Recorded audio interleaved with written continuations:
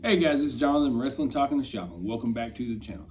We're going to do today in wrestling history for March the 25th. On this day in 1980, the first ever singles match between a WWF and AWH World Champion took place in Toronto, Canada, as Nick Bunkwinkle took on Bob Backlund. The match finished in a double countout. On this day in 1996, Ric Flair and the Giant fought to a no contest in the main event of WCW Monday Night Nitro in Huntsville, Alabama. On this day in 1997, at the WWF Raw is War taping in Illinois, Owen Hart and the British Bulldog European title match resulted in a no contest as the recently turned heel Bret Hart interrupted to reconcile his brother with his brother-in-law to reform the Hart Foundation.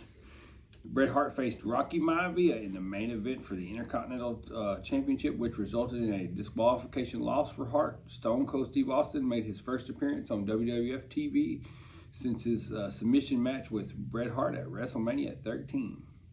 On this day in 2002, the first ever WWF draft took place on Monday Night Raw as the roster was split into between Raw and SmackDown. Ric Flair controlled Raw, and Vince McMahon controlled SmackDown. They were kayfabe split between the two business partners. The first pick in the draft saw The Rock pick for SmackDown before The Undertaker was selected for Raw.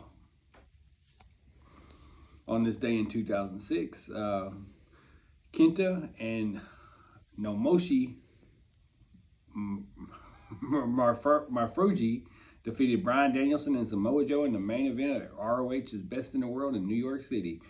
Forgive me, I probably butchered that name, but you know, it's just part of it. On this day in 2008, at an ECW taping in Fayetteville, North Carolina, a huge 24-man tag team match took place involving the likes of Mark Henry, Matt Striker, Snitsky, The Great Khali, The Miz, Cody Rhodes, Jamie Noble, Jim Duggan, Kane, Kofi Kingston, and Tommy Dreamer.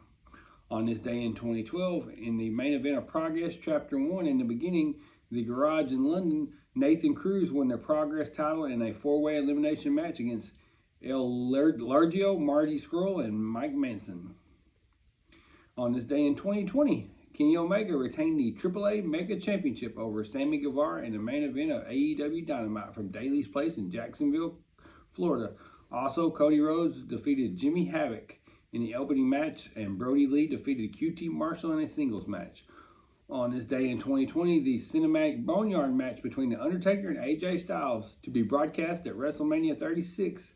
Night 1 was taped in Florida. The match was the last in the legendary career of The Undertaker before he announced his retirement later in the year.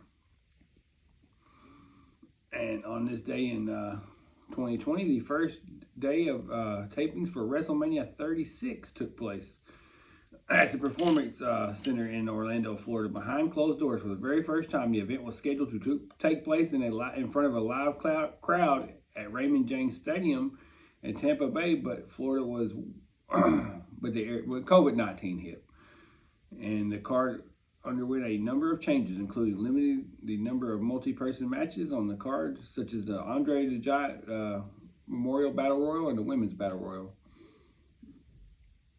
Boy, I'm glad we don't have to deal with that again.